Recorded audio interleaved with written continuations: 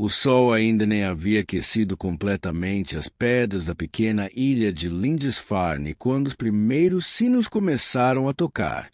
Era uma manhã comum, como tantas outras. Os monges caminhavam em silêncio pelos corredores do mosteiro. Alguns copiavam manuscritos cuidadosamente à luz das janelas estreitas. Outros preparavam o pão. Alguns já estavam reunidos em oração. Durante décadas, aquele lugar havia sido considerado um dos mais seguros de toda a cristandade. Lindisfarne ficava isolada, cercada pelo mar, distante das grandes guerras que abalavam os reinos da Europa. Ali, a rotina parecia imutável. O trabalho, as orações, o silêncio. Mas, naquela manhã do ano de 793, algo diferente apareceu no horizonte. Primeiro, apenas pequenos pontos escuros sobre o mar. Ninguém lhes deu muita atenção. Navios mercantes passavam ocasionalmente por aquelas águas. Era algo normal. Mas aqueles navios não navegavam como os outros. Eram longos, estreitos, baixos, deslizavam sob as ondas com uma velocidade incomum. À medida que se aproximavam, suas proas começaram a revelar formas esculpidas em madeira, cabeças de dragões, serpentes, criaturas que pareciam surgir diretamente das antigas lendas. Os monges ainda observavam curiosos. Não havia motivo para medo. Lindisfarne nunca havia sido atacada. Quem atravessaria o mar apenas para atacar um mosteiro isolado? Quando as embarcações tocaram a praia, os homens saltaram rapidamente para a areia. Carregavam escudos redondos, machados, espadas, lanças. Vestiam peles grossas. Alguns usavam elmos simples de ferro. Outros tinham longos cabelos presos atrás da cabeça. Quase todos carregavam barbas espessas. Não disseram uma única palavra. Começaram a correr. Os monges perceberam tarde demais. Os sinos que antes chamavam para oração agora soavam como um aviso desesperado. As portas foram fechadas às pressas. Alguns tentaram esconder os manuscritos mais preciosos. Outros correram para proteger os objetos sagrados. Mas nada podia deter aqueles homens. As portas cederam sob os golpes dos machados. Em poucos minutos, o silêncio de Lindisfarne foi substituído por gritos. Madeira quebrando, vidros estilhaçando. Fumaça. Os invasores levavam tudo que encontravam: ouro, prata, joias, objetos religiosos. Aquilo que não podiam carregar, destruíam. Quando os navios desapareceram novamente no horizonte, a pequena ilha jamais voltaria a ser a mesma. A notícia espalhou-se rapidamente pelos reinos cristãos. Ninguém sabia quem eram aqueles homens, de onde tinham vindo, nem porque haviam atacado um lugar considerado sagrado. Alguns acreditaram que aquele massacre era um castigo divino. Outros pensaram que era apenas um ataque isolado. Estavam errados, sem que a Europa percebesse. Naquele dia havia começado uma nova era. Uma era que duraria quase 300 anos. Uma era em que reis perderiam seus tronos. Reinos desapareceriam. Novas terras seriam descobertas. E um povo vindo do extremo norte passaria a ser conhecido por um único nome: os Vikings. Muito antes de seus navios aparecerem nas costas da Inglaterra. Muito antes de reis europeus aprenderem a temer seus nomes. Os vikings eram apenas homens tentando sobreviver. Seu lar ficava no extremo norte da Europa, uma região que hoje conhecemos como Escandinávia. Ali estavam os territórios que, séculos depois, se tornariam Noruega, Suécia e Dinamarca. Era uma terra de beleza impressionante. Montanhas gigantescas mergulhavam diretamente no mar. Fiordes estreitos cortavam a costa por centenas de quilômetros. Florestas densas cobriam boa parte do território. Mas aquela paisagem escondia um inimigo constante. O clima. Os invernos eram longos. Em muitas regiões, a neve permanecia durante meses. Os dias tornavam-se tão curtos que o sol parecia desaparecer rapidamente.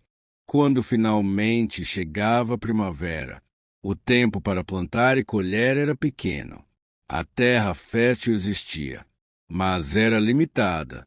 Cada pedaço cultivável era disputado.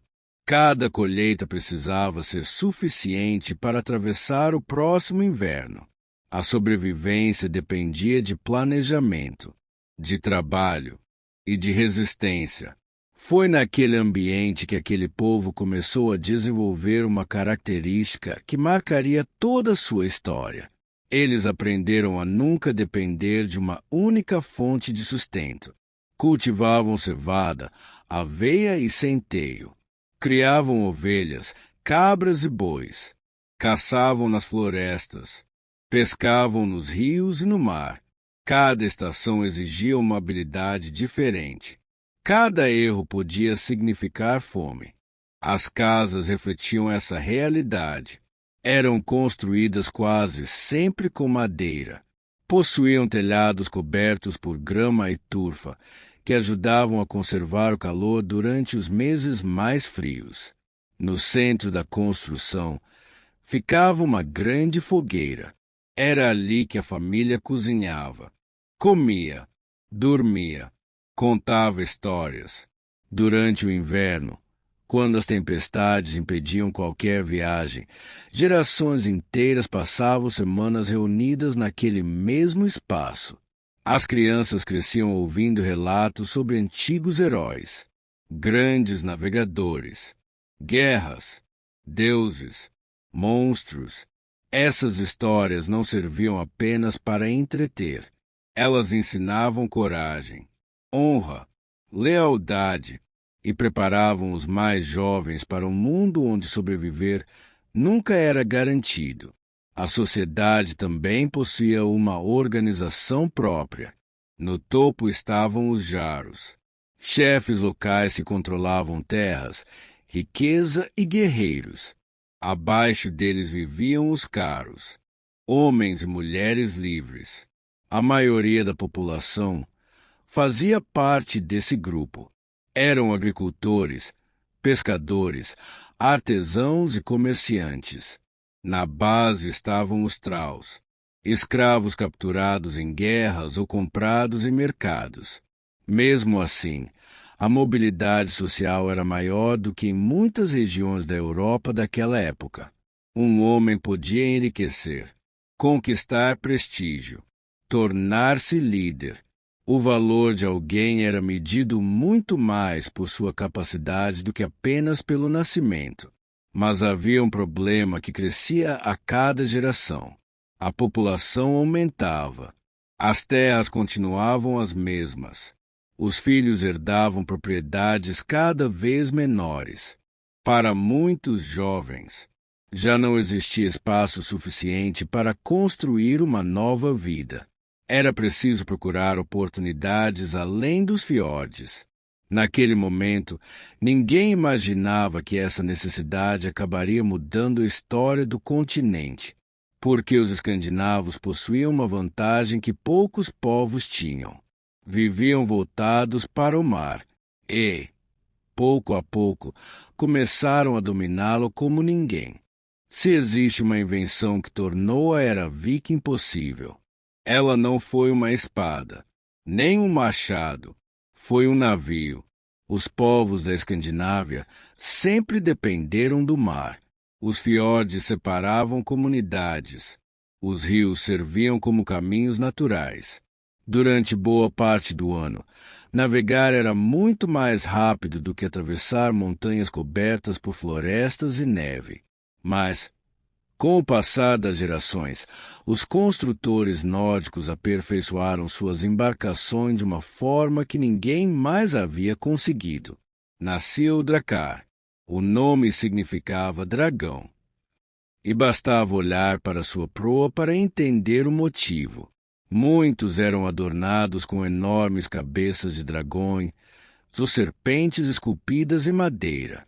Não serviam apenas como decoração. Também impressionavam quem os via se aproximando pelo horizonte. A estrutura do navio era revolucionária. Seu casco era longo e estreito. As tábuas eram sobrepostas umas às outras, tornando a embarcação leve e ao mesmo tempo resistente. Isso permitia enfrentar mares agitados sem perder velocidade. O fundo quase plano oferecia outra vantagem extraordinária. Os Drakkars podiam navegar em águas muito rasas, enquanto grandes embarcações precisavam permanecer longe da costa. Os vikings conseguiam aproximar-se praticamente da praia. Muitas vezes, bastava alguns metros de profundidade. Eles desembarcavam rapidamente, atacavam e voltavam ao mar antes que qualquer exército pudesse reagir. Além disso, os navios eram impulsionados por duas formas diferentes. Quando havia vento favorável, uma grande vela quadrada fazia a maior parte do trabalho. Mas, quando o vento desaparecia ou era preciso realizar manobras rápidas, entravam em ação dezenas de remadores. Isso tornava os Drakkars extremamente versáteis. Eles podiam cruzar mares abertos, mas também subir rios estreitos por centenas de quilômetros. Foi exatamente por isso que os vikings apareceram onde ninguém esperava. Não atacavam apenas cidades costeiras. Seguiam pelos rios. Invadiam o interior dos reinos. Apareciam diante de fortalezas que jamais imaginavam receber um inimigo vindo pelo mar. Mas havia outro detalhe que impressionava ainda mais. Esses homens navegavam sem mapas modernos, sem bússolas, sem instrumentos de precisão. Aprendiam a ler o mundo ao redor. Observavam a posição do sol, as estrelas, o comportamento das aves, a direção das correntes marítimas, a cor da água. Até o formato das nuvens podia indicar que havia terra próxima. A experiência passava de geração para geração. Cada viagem aumentava esse conhecimento. Pouco a pouco, o oceano deixava de ser um limite. Transformava-se em uma estrada. Foi assim que alcançaram as Ilhas Britânicas, a Islândia, a Groenlândia e, séculos antes de Cristóvão Colombo nascer, chegariam até a América do Norte. Mas toda essa habilidade de navegar não surgiu apenas para explorar. Ela também transformou completamente a maneira de fazer guerra. Enquanto muitos exércitos marchavam lentamente por estradas, os vikings simplesmente apareciam, atacavam e desapareciam novamente. Era uma velocidade que a Europa não conhecia. E isso fazia deles um inimigo quase impossível de prever. Ainda assim, por mais impressionantes que fossem seus navios, eles não eram a maior força daquele povo. A verdadeira força dos vikings estava naquilo em que acreditavam. Porque, antes de entrar em qualquer batalha, eles já tinham decidido como enxergavam a vida. E, principalmente, como enxergavam a morte. Antes de um guerreiro empunhar a espada, ele precisava saber pelo que estava disposto a morrer. Para os vikings, essa resposta começava muito antes da primeira batalha. Começava ainda na infância, ao redor da fogueira, enquanto os mais velhos contavam histórias que atravessavam gerações. Não eram apenas lendas. Era a forma como explicavam o mundo. Os trovões, o inverno, a guerra, a morte, tudo fazia parte de uma grande história. No centro dela estava Odin, conhecido como o pai de todos. Não era apenas o deus da guerra, era também o deus da sabedoria, da poesia, da magia e do conhecimento. Segundo as antigas tradições nórdicas, Odin sacrificará um de seus próprios olhos para beber da fonte da sabedoria.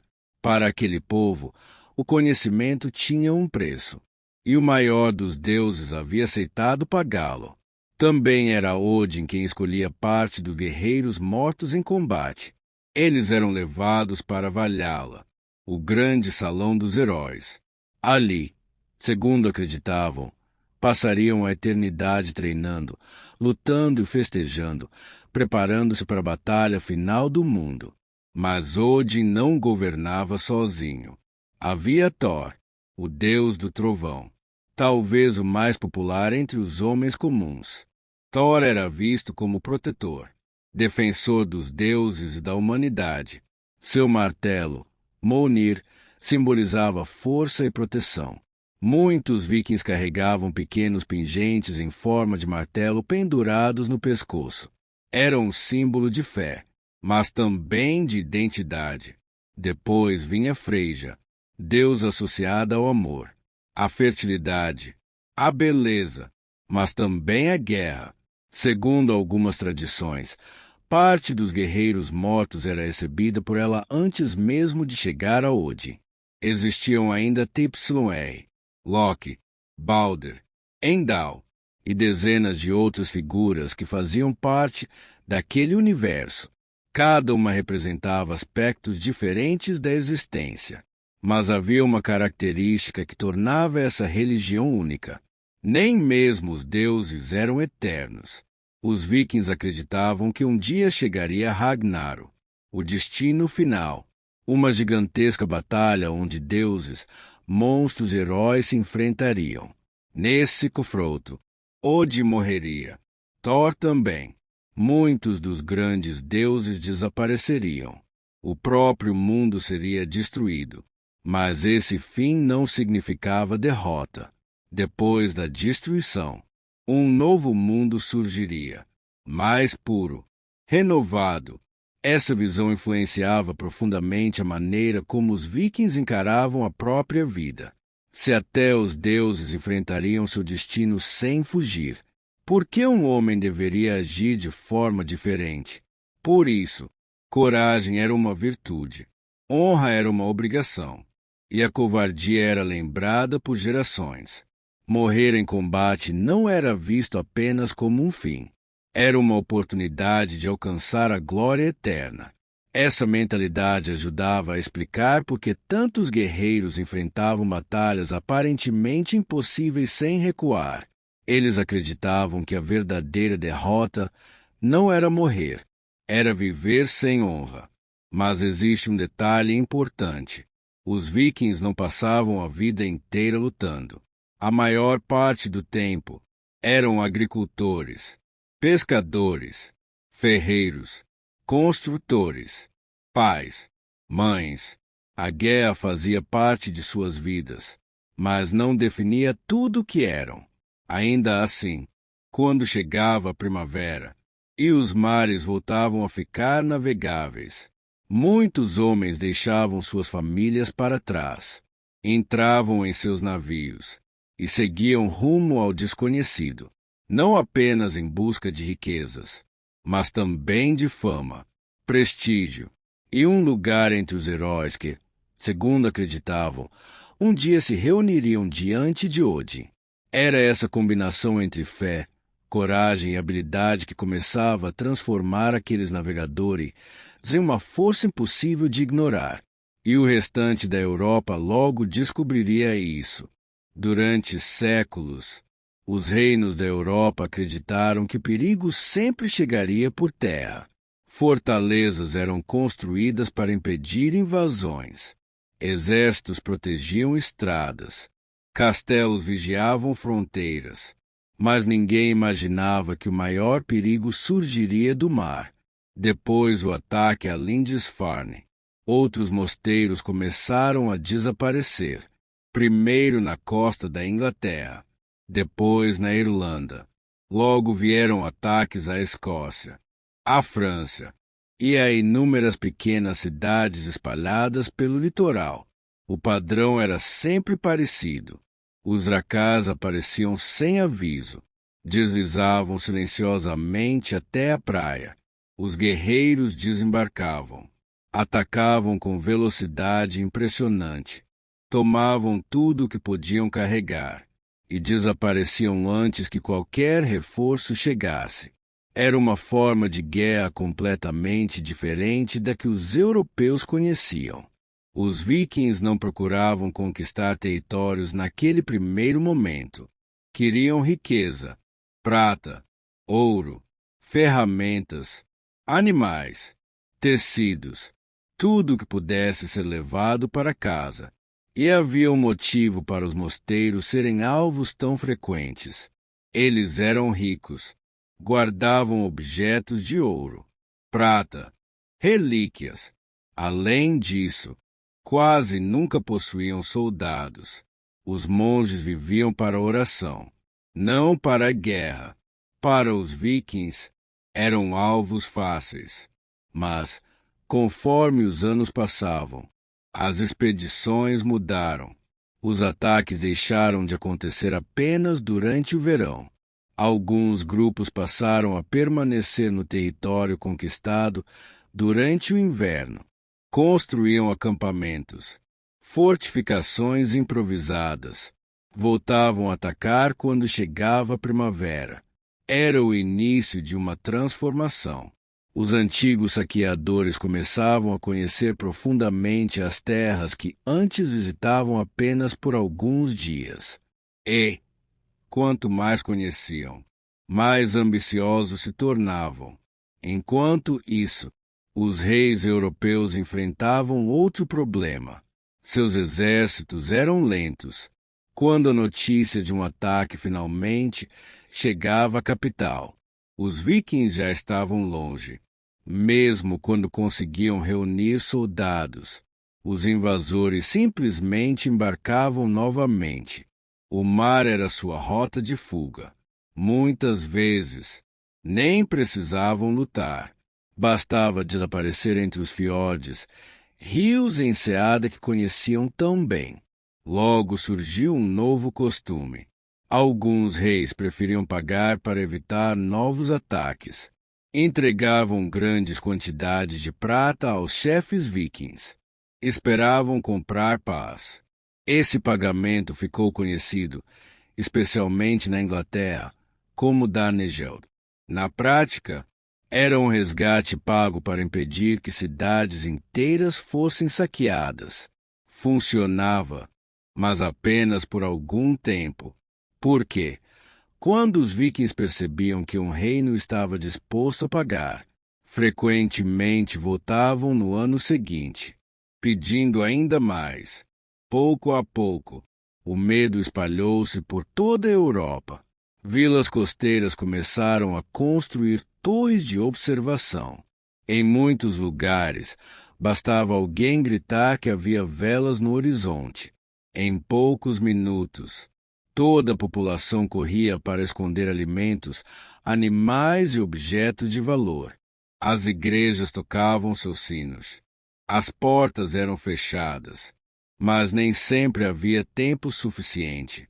Os dracars continuavam chegando com a mesma velocidade. E, a cada nova expedição, os vikings aprendiam mais sobre seus inimigos. Descobriam quais cidades eram mais ricas, quais rios levavam ao interior, quais reinos estavam divididos por disputas internas. Sem perceber, a própria Europa estava ensinando aos vikings como conquistá-la. Mas o que ninguém imaginava era que aquela fase de simples ataques estava prestes a terminar. Logo surgiriam líderes capazes de unir centenas de navios. Milhares de guerreiros, homens que já não buscariam apenas riqueza, buscariam poder, e um deles entraria para a história como o viking mais famoso de todos os tempos. Seu nome era Ragnar Lothbrok. Quando pensamos nos vikings, É comum imaginar apenas homens cobertos de peles, empunhando machados e incendiando vilas. Mas essa imagem conta apenas uma parte da história. Os mesmos homens que aterrorizavam mosteiros também construíam cidades. Os mesmos navios usados para a guerra atravessavam o mar carregando mercadorias. E os mesmos guerreiros que lutavam sem medo eram capazes de viajar milhares de quilômetros apenas para negociar. Com o passar das décadas, as expedições vikings tornaram-se cada vez mais ousadas. Alguns navegavam para o oeste, outros seguiam para o leste. Cada rota revelava um novo mundo. Pelo oeste, alcançaram as Ilhas Britânicas. Depois navegaram até as Ilhas Faroé. Colonizaram a Islândia. Mais tarde chegaram à Groenlândia. E, finalmente, muito além dela, pesaram em terras que hoje fazem parte da América do Norte. Pelo leste, os suecos seguiram pelos grandes rios da Europa Oriental. Subiram o Volga, o Dnieper. Fundaram rotas comerciais que ligavam o Mar Báltico ao Mar Negro. Chegaram até Constantinopla, a cidade mais rica do mundo cristão. Para os habitantes do Império Bizantino, aqueles homens vindos do norte eram conhecidos como varegues. Alguns tornaram-se comerciantes extremamente bem-sucedidos. Outros passaram a servir como soldados de elite do imperador. Nascia a famosa Guarda Varegue. Era uma das tropas mais respeitadas de Constantinopla. Seus integrantes juravam lealdade ao imperador e eram conhecidos por sua disciplina e ferocidade em combate, enquanto parte dos vikings enriquecia através do comércio. Outra parte começava a perceber que havia algo ainda mais valioso do que saquear: possuir terras. Em várias regiões da Inglaterra e da França, grupos inteiros deixaram de voltar para casa. Construíram fazendas, fundaram aldeias, casaram-se com a população local. Aos poucos, os antigos invasores tornavam-se colonizadores. Essa mudança alteraria completamente o mapa da Europa. Na França, um desses líderes recebeu oficialmente um território do rei franco. Seu nome era Rolo. A região ficou conhecida como Normandia, a terra dos homens do norte. Séculos depois, os descendentes desses mesmos vikings cruzariam o Canal da Mancha e conquistariam a Inglaterra sob o comando de Guilherme, o Conquistador. Sem perceber, a influência viking continuava crescendo, mesmo quando os ataques diminuíam. Sua língua misturava-se com outros idiomas. Suas técnicas de navegação espalhavam-se.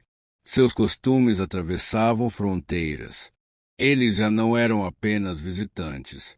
Passavam a fazer parte da própria Europa. Mas, enquanto isso acontecia, outra transformação silenciosa mudava o futuro daquele povo. Os antigos deuses começavam a perder espaço. Missionários cristãos chegavam cada vez mais ao norte. Alguns reis escandinavos percebiam que aceitar a nova fé poderia fortalecer alianças políticas e comerciais com o restante da Europa. A mudança seria lenta. Em alguns lugares, levaria gerações, mas ela aconteceria. E, junto com ela, também começaria o fim da era viking. Nenhum povo permanece no auge para sempre, nem mesmo os vikings. Durante quase 3 séculos, seus navios cruzaram mares que muitos consideravam intransponíveis.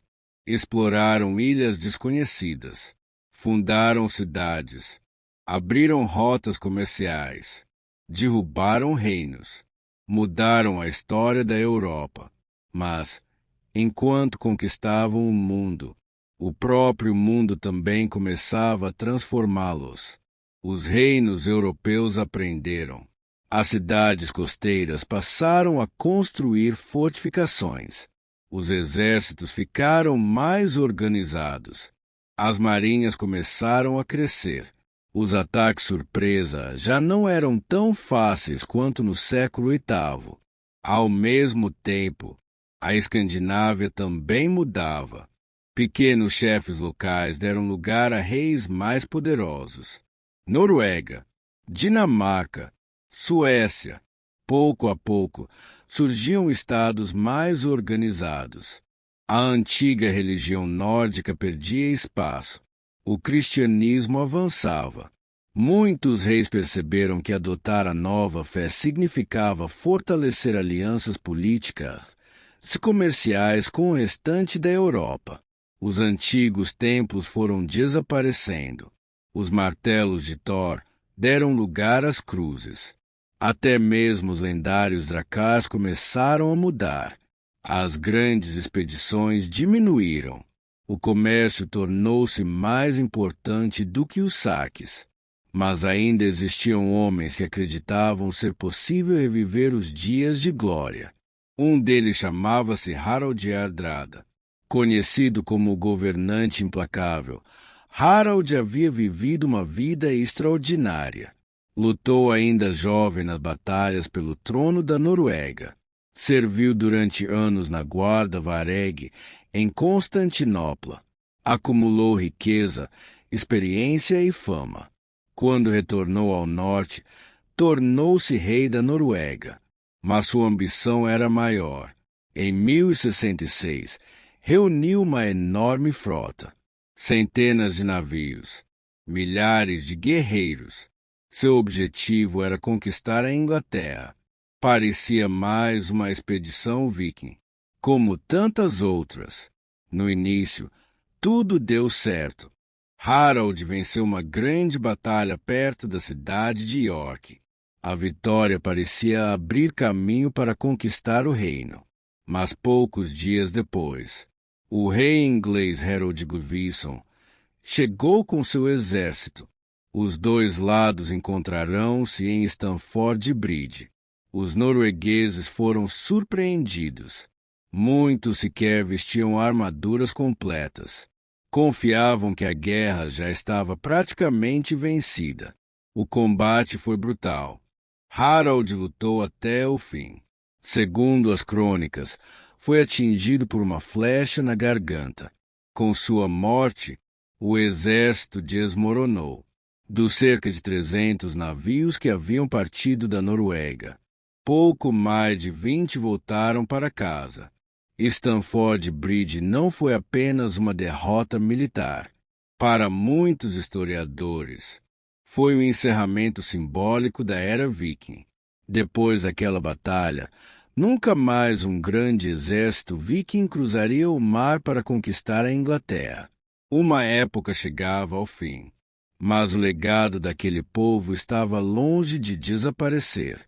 Hoje, a influência dos vikings ainda pode ser vista em diversas partes do mundo, em cidades que fundaram, em palavras incorporadas a diferentes idiomas, nas técnicas de navegação que aperfeiçoaram, nas rotas comerciais que abriram, nas sagas que sobreviveram por séculos, e até mesmo no imaginário popular, onde seus navios continuam cortando mares envoltos em neblina. Os vikings nunca foram apenas saqueadores. Foram agricultores, construtores, exploradores, comerciantes, colonizadores, guerreiros e, acima de tudo, foram homens e mulheres que aprenderam a transformar um ambiente hostil na origem de uma das civilizações mais fascinantes da história. Quando os monges de Lindisfarne olharam para o horizonte naquela manhã de 793, eles acreditaram estar vendo apenas alguns navios desconhecidos. Na realidade, estavam testemunhando o nascimento de uma nova era. Uma era que mudaria fronteiras, derrubaria reis, criaria cidades, ligaria continentes e deixaria marcas que ainda podem ser encontradas mais de 1000 anos depois. Mas essa foi apenas a história de um povo. Ainda falta conhecer os homens que se transformaram em lendas.